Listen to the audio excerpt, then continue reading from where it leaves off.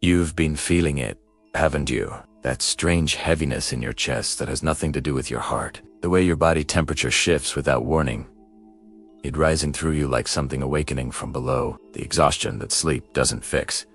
The sudden need to be completely alone. You've probably Googled it. Maybe you've worried, but what if I told you these aren't symptoms of something wrong with you? What if they're signs of something dying inside you? There's a process that happens when consciousness begins to outgrow the container it's been living in. When the identity you've carried, the one built from other people's expectations. From survival, from the need to be acceptable, when that version of you starts to dissolve. Your body knows before your mind does. What you're experiencing isn't random. It's not medical. It's not even entirely yours. It's the death rattle of a self that no longer fits. And today, I'm going to walk you through the 7 unmistakable signs that your old identity is unraveling and why that's the most sacred thing that could ever happen to you. Let's begin. The first sign is something I call the phantom pressure. It usually begins in your chest, sometimes your forehead, occasionally your throat. It feels like weight, like someone is gently pressing down on you from the inside. Not pain exactly, pressure. A fullness, like your body is holding something it doesn't know how to release. You might find yourself touching your chest absent-mindedly, trying to soothe something that has no physical source. Here's what's happening energetically.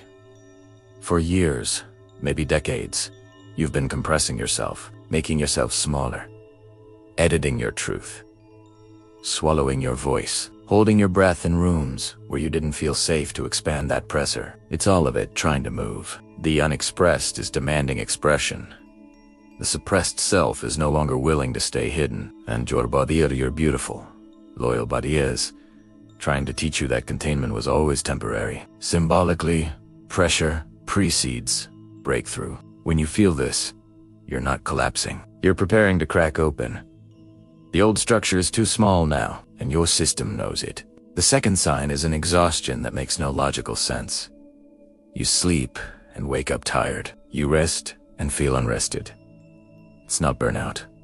It's not depression. It's something deeper.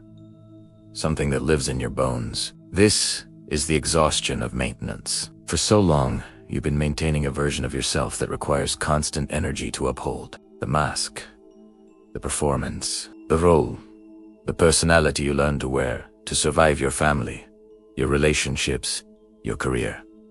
And now, that facade is crumbling, and the energy it took to hold it in place, enormous energies, suddenly being withdrawn.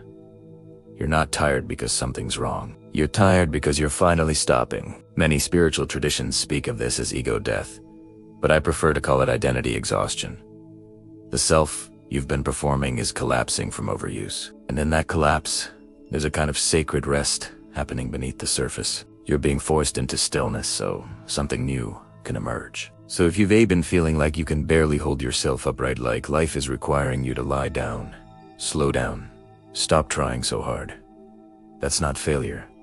That's initiation. The third sign is strange, disorienting, and deeply misunderstood. You start feeling porous, like the edges of you are dissolving.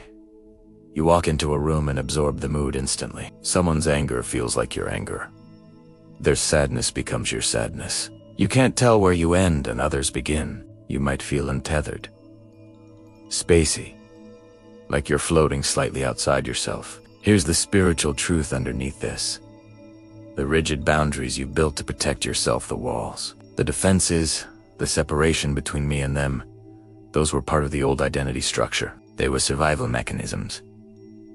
But as that structure falls away, so do the walls. And for a while, you feel too open, too vulnerable, too sensitive to everything. This is what mystics call the dark night of the soul. But it's also what depth psychologists call healthy dissolution. You're learning that your edges were never as solid as you thought, that the self is more fluid, more interconnected, more vast than the small, defended version you once believed you were.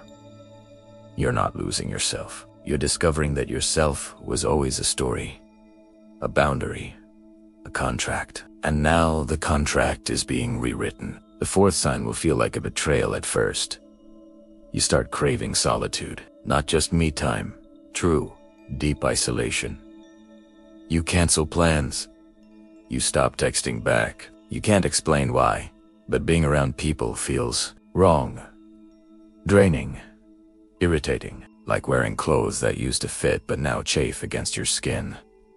Even people you love feel like too much. This isn't depression.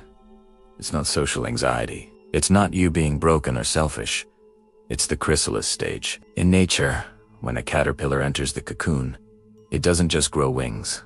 It liquefies. It dissolves into biological soup before reforming as something entirely new. That's what's happening to you. You're in the soup stage. And being around others, especially those who still see you as the old version, feels like an interruption to a process that desperately needs privacy. You need to be alone because you're not. You're right now. You're between identities, between selves, and the presence of others, their expectations, their projections, their memory of who you were. It keeps trying to pull you back into a shape you no longer fit. So you retreat. Not forever, but long enough.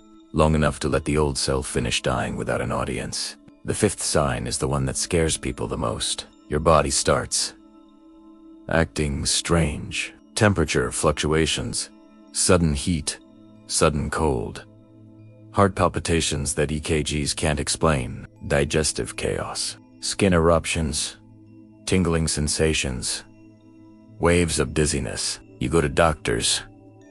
Everything comes back normal, and yet you know something is happening. Here's what's occurring symbolically. Your body has been storing your entire history, every trauma, every suppression, every moment you said yes when you meant no, every identity you wore that wasn't truly yours. And now, it's purging. Not because something's wrong, but because something's finally right enough for the release to happen. In somatic psychology, TC's Kadeith, trauma discharge. In spiritual language, it's called Kundalini rising or energetic purification. But the core truth is the same. Your body is shaking off the old story. It's recalibrating to a frequency that matches your true self, not your adapted self.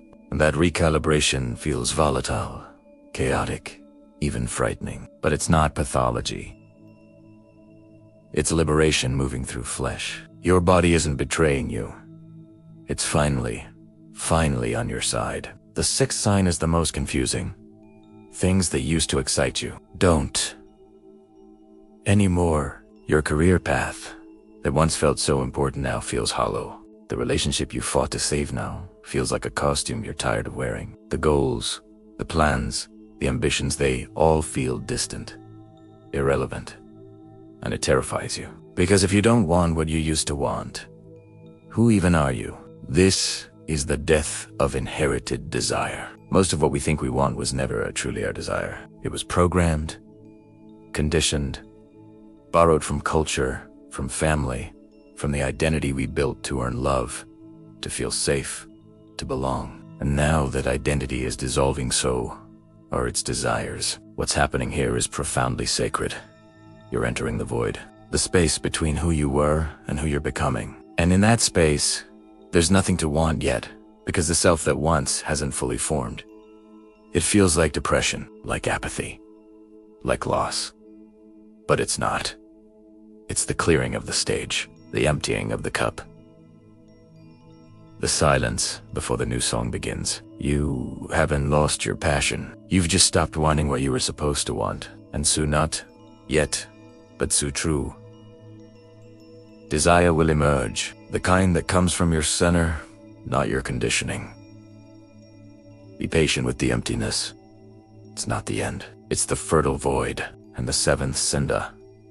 One that confirms all the others is this. You can't fake it anymore.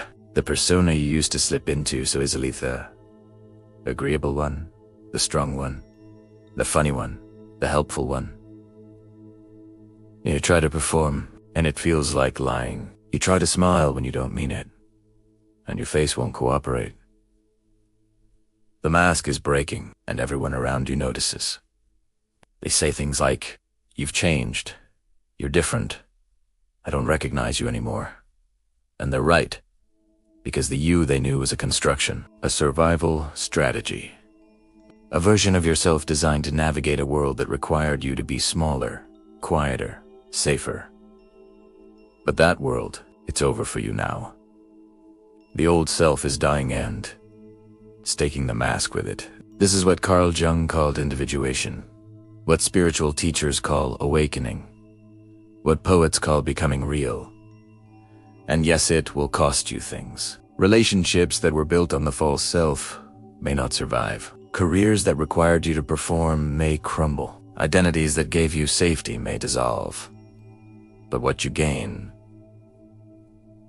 what you become, is the truest version of yourself you've ever been. So here's what all of this means. These 7 signs: the pressure, the exhaustion, the dissolving boundaries, the solitude, the body's rebellion, the death of desire, the unmasking. They're not 7 separate symptoms. They're 7 stages of the same sacred process.